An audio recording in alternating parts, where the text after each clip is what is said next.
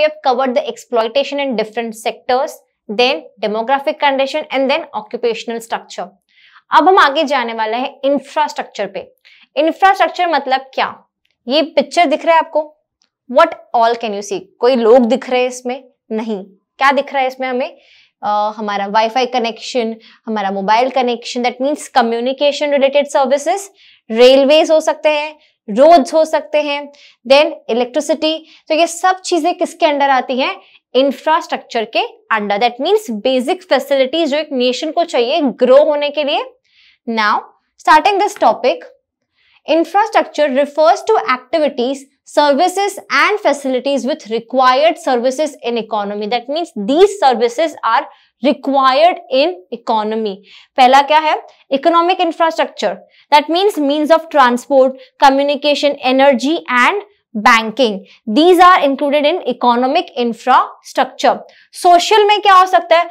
लोगों की health, education, housing, ये सारी चीजें किस में आती हैं? सोशल इंफ्रास्ट्रक्चर में। ये हमारे ग्रोथ के लिए जरूरी है और ये सोशली हमारे ग्रोथ के लिए, दैट मीन्स अंदर से बॉडी के ग्रोथ के लिए भी एंड हमारे मेंटल ग्रोथ के लिए भी जरूरी है। सो अगेन इंफ्रास्ट्रक्चर का डिविजन तो हमने देख लिया, economic and social. Moving on to the condition of infrastructure during British rule, which is first of all coming to roads. India में बहुत सारे कच्चा रोड्स हुआ करते थे, ठीक है। पहले हमारे पास पक्के रोड्स ही नहीं थे, जिसकी वजह से अगर कोई भी नेचुरल कैलामिटी होती है, फ्लड होता है, कुछ भी होता है, तो रोड्स टूट जाते थे, जिसकी वजह से हेल्प हमारे विलेजेस तक पहुंच नहीं पाते थे, बिकॉज रोड नहीं था ना बीच में। अगर रोड नहीं है, रोड डिस्ट्रॉय हो गया है, तो आप यहाँ से वहां हेल्प लेके जाओगे कैसे? If you want to help but आप पहुंचा नहीं पाते हो हेल्प, ये पॉसिबिलिटी हो सकती है। तो रोड्स बहुत इंपॉर्टेंट थे हमारे, आज भी बहुत इंपॉर्टेंट है इंडिया में। The colonial administration could not accomplish much on construction of roads due to scarcity of funds. Scarcity of funds थी, उनके पास में बहुत चीजें थी, बट उन्होंने क्या किया? ब्रिटिश गवर्नमेंट के एक्सपेंसेस को ऊपर रखा and because of scarcity of funds क्या हुआ? इंडिया में रोड्स डेवलप उतने नहीं हो पाए। The roads that were built primarily served the interest of mobilizing the army and shifting raw materials. That means क्या बोला जा रहा है? ऐसा नहीं कि रोड्स बिल्ड ही नहीं हुए, रोड्स तो बने, लेकिन कितने रोड्स बने, कहाँ रोड्स बने? जहां पे ब्रिटिश गवर्नमेंट को, कॉलोनियल गवर्नमेंट को अपना बेनिफिट दिखा। लेट्स से कुछ विलेजेस है जो बहुत अच्छे कैश क्रॉप्स उगा रहे हैं, वहां से बहुत बेनिफिट हो रहा है, तो रोड डेवलप कर दो, वहां से आपको रॉ मटेरियल लाने में इजी हो जाएगा। रॉ मटेरियल पहुंचाना है कहीं पे, तो वहां पे रोड डेवलप कर दो, वो पहुंचाने में इजी हो जाएगा, राइट। देन क्या बोला जा रहा है यहाँ पे? आर्मी को मोबिलाइज करना, उन्हें जहां पे भी आर्मी चाहिए थी, wherever they wanted their army to be, जहां पे भी, तो वहां पे उन्होंने रोड्स अपने डेवलप किए ताकि आर्मी का आना जाना वहां पे इजी हो जाए। There always remained an acute shortage of all weather roads to reach out to the rural areas during the rainy season. All weather roads means क्या होता है कि आपने कच्चा रोड बनाया, अगेन बारिश हुई, वो रोड खराब हो गया, अगेन आपने बनाया, अगेन बारिश हुई, वो रोड खराब हो गया। ऑल वेदर रोड मतलब ऐसी रोड्स, पक्का रोड्स जो हर सीजन में वहां पे रहे, जिसकी वजह से रेनी सीजन में हम वहां तक, उन विलेजेस तक पहुंच पाए। As a result, people living in these areas suffered badly during natural calamities and famines. As I told you earlier, right? कि अगर कोई natural calamity होती है, रोड ही नहीं है, how will you connect to those people? How will you provide help to those people living over in those villages, right? तो roads के बारे में ये हुआ। पहले तो क्या याद रखना है कि ब्रिटिशर्स के पास में स्केर्सिटी ऑफ फंड्स थी, जिसकी वजह से रोड डेवलप नहीं हुए। जो रोड्स डेवलप हुए वो किसके लिए हुए? To mobilise army and shifting raw materials. Then उसके बाद में क्या था? बहुत शॉर्टेज थी, कौन से रोड्स की? All weather roads that could survive in all the conditions, and जिसकी वजह से क्या होता था? People living in those areas could not get help during the natural calamities. So this was all about roads. Moving on to the next, which is railways. Again, this is one of the major contributions that the Britishers made in India. उन्होंने क्या किया? Railways develop हुआ। Also सबसे पहला train कहाँ चला था? मुंबई से थाने के बीच में। Remember this thing. The most important contribution of British rule was to introduce railways in India in 1850. In which year? 1850. आपने इस पूरे चैप्टर में अलग अलग डेट्स देखी हैं, अलग अलग वीडियोस में। Please remember all those dates. Now, the railways affected the structure of Indian economy in 2 important ways. ये इंडिया के लिए तो अच्छी बात थी कि हमारे यहाँ पे डेवलप हुआ है, रेलवेज डेवलप हुआ है, बट रेलवेज ब्रिटिशर्स ने इस मोटिव से डेवलप किया था बिकॉज उनको इजी हो रहा था, उनके लिए इजी हो गया था यहाँ से वहां सामान पहुंचाना, यहाँ से वहां आर्मी को लेके जाना, ठीक है, जिसकी वजह से इंडियंस को भी बेनिफिट हुआ। Now, railways were used for, railways enabled people to undertake long distance travel. It broke geographical and cultural barriers and promoted national integration. This was the benefit that India derived out of it. क्या हुआ था, लोगों को एक village से दूसरे village पैदल चल के जाना पड़ता है, तो बुलॉक कार्ट्स ये सब यूज करना पड़ता है, जिसकी वजह से बहुत दिन लगते थे यहाँ से वहां पहुंचने में।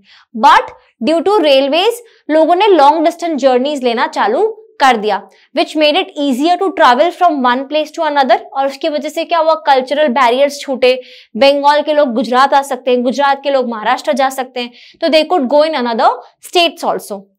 Now it enhanced the commercialization of Indian agriculture, which adversely affected the comparative self-sufficiency of the village economies in India. Commercialization मतलब क्या, मैंने आपको समझाया था पहले भी एग्रीकल्चर सेक्टर में भी कि कमर्शियलाइजेशन मींस क्रॉपिंग पैटर्न को चेंज किया गया था। Earlier farmers used to grow food crops, ठीक है, ग्रेन्स ग्रो करते थे, बट वहां से क्या हुआ, फार्मर्स ने क्या स्टार्ट किया, कैश क्रॉप्स, जहां से क्या होता था, रॉ मटेरियल सप्लाई होता था ब्रिटेन में।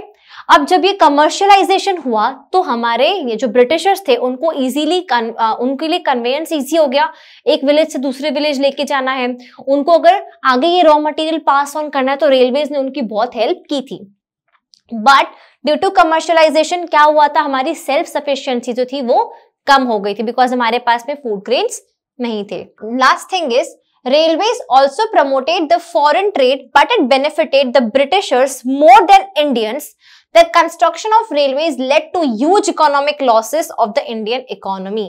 That means क्या हुआ, रेलवेज का बेनिफिट इंडियंस को बाद में हुआ, इंडिपेंडेंस के बाद में। उसके पहले क्या था, it was meant to benefit the British government, the colonial government. और क्या हुआ, उसकी वजह से क्या हुआ, हमारे इंडिया के जो इकोनॉमिक लॉसेस थे वो ह्यूज, बहुत लॉसेस हुए, क्योंकि ब्रिटिशर्स ने पूरा यूज किया रेलवेज का इंडिया को खत्म करने में, राइट। हमारे एग्रीकल्चर सेक्टर को, हमारे इंडस्ट्रियल सेक्टर को, सारे सेक्टर्स को इन्होंने अफेक्ट किया। इवन रेलवेज के थ्रू भी उन्होंने बहुत ट्राई किया कि वो यूटिलाइज करे और इंडिया में यहां से वहां जा सके इजीली, ठीक है। तो इसने बहुत बेनिफिट किया किसको, ब्रिटिशर्स को, not Indians, okay. The third point is air and water transport. Now air and water transport तो था already, but British government took measures for developing the water and air transport. However, their development was far from satisfactory. That means उन्होंने try तो किया कि हम कुछ development लाए, but it was of no use to them, क्योंकि उनके पास railways आ गया था, ठीक है, तो रेलवेज से ट्रांसपोर्टेशन easy हो गया था, ठीक है, जिसकी वजह से भी हो सकता है कि वाटर ट्रांसपोर्ट जो है उसका यूज कम हो जाता है। Inland waterways, that means within the country, जो हम लोग कंट्री के अंदर ट्रेवल करते हैं, so inland waterways proved to be uneconomical as in the case of coast canal on the Orissa coast. Now there was a coast built in the Orissa which was built at a huge cost, बहुत पैसे खर्च हुए थे उसमें, but it failed to compete with the railways and finally canal had to be abandoned. That means क्या बोला जा रहा है, रेलवेज के कंपैरिजन में वो अनइकोनॉमिकल था because it was taking days, ठीक है, बहुत दिन लगते थे, प्लस अगर इतने दिन लगेंगे तो क्या होगा, कॉस्ट भी इंक्रीज होगा ट्रांसपोर्टेशन का। So of course Britishers would choose railways over water transport, जिसकी वजह से ये जो कोस्ट था, coast canal on the Odisha coast which was abandoned later, they've invested lot of money, but उन्होंने बाद में इसको यूज करना ही बंद कर दिया। ऑफ कोर्स अगर रेलवेज आ गया है तो हमें इनलैंड वाटरवेज की जरूरत नहीं पड़ती है। Now the fourth point is communication. Now communication में क्या था, पहले फोन्स नहीं थे, क्या थी, हम लोग लेटर लिखते थे, तो post and telegraph were the most popular means of communication. The introduction of the expensive system of electric telegraph in India served the purpose of maintaining law and order. हमारे यहाँ पे क्या इंट्रोड्यूस हुआ था, electric telegraph, to maintain the law and order in the economy. The postal services despite serving a useful public purpose remained all through inadequate. That means क्या होता था, postal service बहुत यूज होती थी, people used to write letter, क्योंकि पहले phone नहीं थे, बट स्टिल जो हमारी पोस्टल सर्विसेज थी वो इनएडिक्वेट थी, शॉर्टेज थी, पोस्टल ऑफिसेस की शॉर्टेज थी, पोस्टमैन्स की शॉर्टेज हो सकती है, ठीक है। तो there were numerous measures which could have been taken, but वो नहीं लिए गए थे, तो कम्युनिकेशन भी कुछ खास डेवलप नहीं हुआ था। The next one being reasons for infrastructure development. That means क्या reasons थे? The basic objective of British government to develop infrastructure was not to provide basic amenities to people, but to serve their own colonial interest. देखो, railways introduce किया, but for their benefit. Roads build किए but for their benefit, electric telegraph भी introduce हुआ India में but for their benefit, ठीक है। Ports और ये कोस्ट सब उन्होंने डेवलप किया, but again railways was cheaper, तो उन्होंने क्या किया, कोस्ट भी शट डाउन कर दिए, फिर उन्होंने कोई डेवलपमेंट नहीं किया एयर एंड वाटर ट्रांसपोर्ट के लिए। सो अगेन उन्होंने सिर्फ उन्हीं एरियाज में बेनिफिट, उन्हीं एरियाज में इन्वेस्टमेंट किया जहां से उनको बेनिफिट हो रहा था। सो बेसिक एमिनिटीज उन्होंने ऑफ कोर्स प्रोवाइड तो की, बट उसे उनके which could only serve their interest, ठीक है, जो उन्हीं को बेनिफिट करे। The roads were built for mobilizing the army within India and for drawing out raw materials from the countryside to the nearest railway station or port, and to send these to England or other lucrative foreign destinations. इसका मतलब क्या है, जो villages थे वहां के आसपास हमने रोड्स डेवलप किए, देखो बहुत सिस्टमेटिक अप्रोच था, ध्यान देना। रेल जो हमारे विलेजेस थे उसके आसपास रोड डेवलप किए, कहां तक, स्टेशन तक, ताकि वहां से स्टेशन तक आप कैश क्रॉप्स ला सको।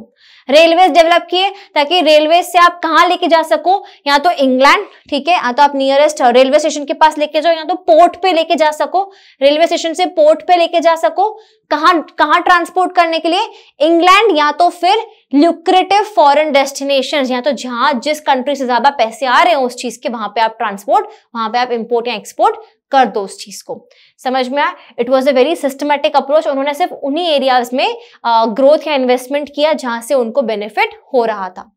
The second reason was railways were developed by Britishers mainly for 3 reasons. Which were they? To have effective control and administration over the vast Indian territory. India was very huge. India is still huge. तब अभी भी huge है, तब तो पाकिस्तान भी India का ही part था, बांग्लादेश भी इंडिया का ही पार्ट था। That means it was such a huge country. Indian territory बहुत बड़ी थी, राइट? तो इंडियन टेरिटरी में यहां से वहां जाना, इस पे कंट्रोल करना, एडमिनिस्ट्रेशन वाइज कंट्रोल करना, तो इट वॉज वेरी डिफिकल्ट। तो रेलवे से इनको ईजी हो गया to travel, to earn profits through foreign trade by linking railways with major ports. That means क्या हुआ, रेलवेज को बहुत बड़े बड़े पोर्ट से लिंक कर दिया। रेलवे स्टेशन, पोर्ट के पास ही रेलवे खत्म होता है, रेलवे लाइन आती है, तो रेलवे स्टेशन पास में आ गया पोर्ट के, ठीक है। तो आप अच्छे जो आप चीजें लेके आ रहे हो विलेजेस से, रॉ मटेरियल्स लेके आ रहे हो, उसको आप पोर्ट तक पहुंचा सकते हो और वहां से आगे एक्सपोर्ट करके उससे प्रॉफिट अर्न कर सकते हो। To make profitable investment of British funds in India. That means क्या बोला जा रहा है कि ब्रिटिशर्स ने जो पैसा लगाया था, जो इन्वेस्टमेंट किया था, उसका प्रॉफिट लेना कंप्लीटली, ठीक है, उसको पूरी तरीके से अपने फेवर में यूटिलाइज, या उसके पूरे पोटेंशियल को अपने फेवर में यूटिलाइज करना। 3 रीजंस क्या थे? Effective control and administration over the vast Indian territory, to earn profits through foreign trade by linking railways with ports, and then to make profitable investment of British funds in India. The third and last point is the system of electric telegraph was introduced at a high cost to serve the purpose of maintaining law and order. That means system बनाए रखने के लिए, कानून बनाए रखने के लिए इन्होंने इलेक्ट्रिक टेलीग्राफ इंट्रोड्यूस किया था। तो इंफ्रास्ट्रक्चर में जो भी फैसिलिटीज इन्होंने इंट्रोड्यूस की थी वो किसके इंटरेस्ट में थी? To serve the interest of colonial government only. Now, till now we have covered all the points regarding our Indian economy on the eve of independence. Let us go to the next video जहां पे हम देखेंगे कि positive contributions क्या थे Britishers के in India.